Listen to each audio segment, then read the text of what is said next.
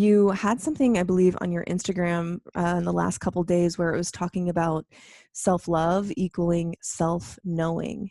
Mm. And looking at that, looking at it that way was so novel to me. I feel like self-love is one of those kind of trendy topics right now that's floating around, and it's like everyone knows what it is but no one really knows what it is, and everybody's on this self-love journey. And I've Yeah. even used that phrase myself, where going through your slides that you have on there, just everything was like, oh, yep, yep, Mm. clicking, to where it's like, again, this remembering where it's like, oh, that makes so much more sense. Can you maybe elaborate on that a little bit? Because I think that this is a novel approach to self-love. And in your opinion, what does that actually look like? Yeah. Well, as you just said, the thing behind the thing is the cause behind the effect.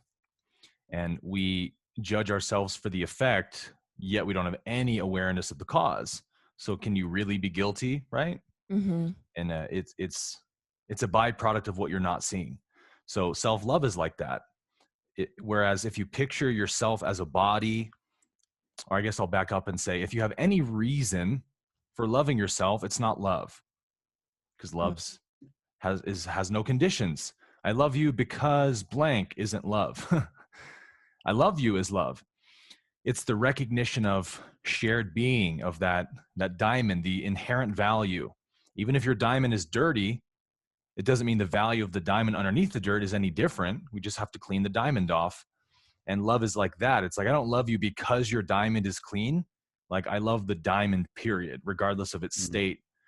And so a lot of self-love teachings I found, in the same way that I found a lot of definitions of the ego to be just not helpful for me, or they just didn't lead me anywhere that I could integrate.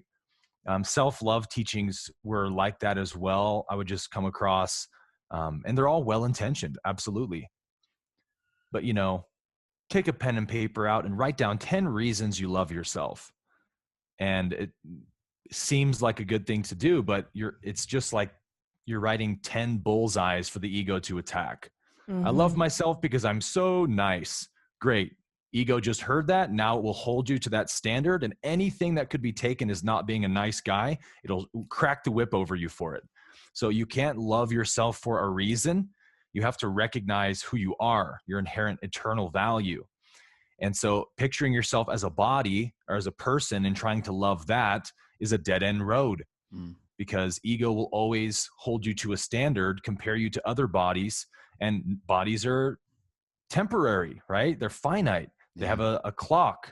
And so if you love your body today because it looks great, you're going to really, really hate it in 30 years when it's not up to that standard anymore. So love is about getting rid of everything. Just like there's no reason at all to love myself. I love myself because I am. And that has been one of my primary practices, is just like getting so in tune with that sense. I exist, I'm aware, I am here. That's where my value comes from.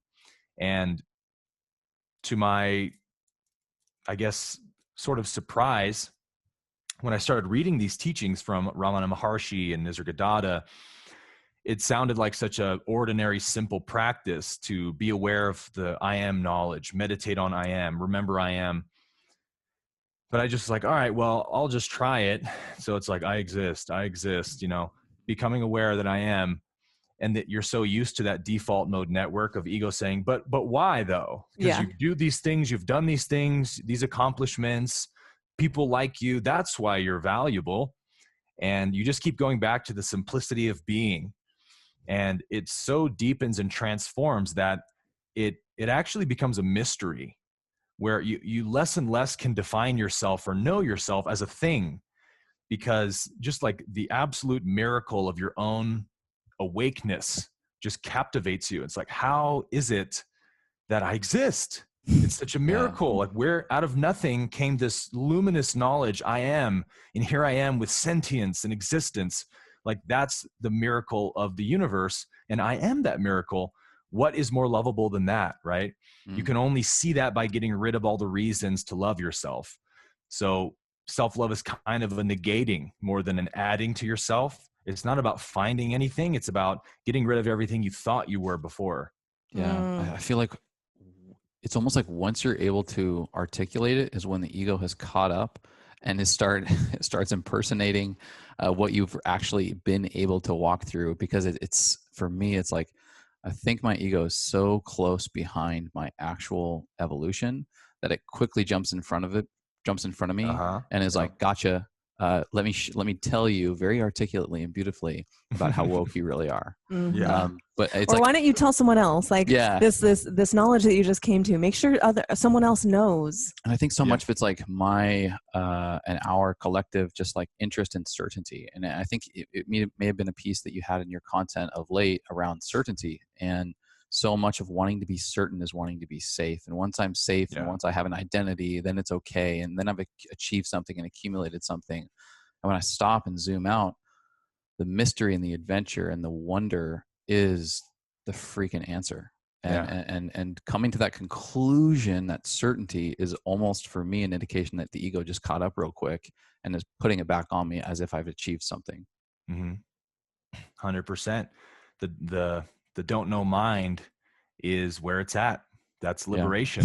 When you think you know, you're lost because you think a concept is a reality and it's not. The mystery is where the juice is. Yeah. Hell yeah. Yeah. I love that. I need that on a t-shirt. Mystery is where the juice is. Yeah, that's great. We'll joint venture you with that. Yeah.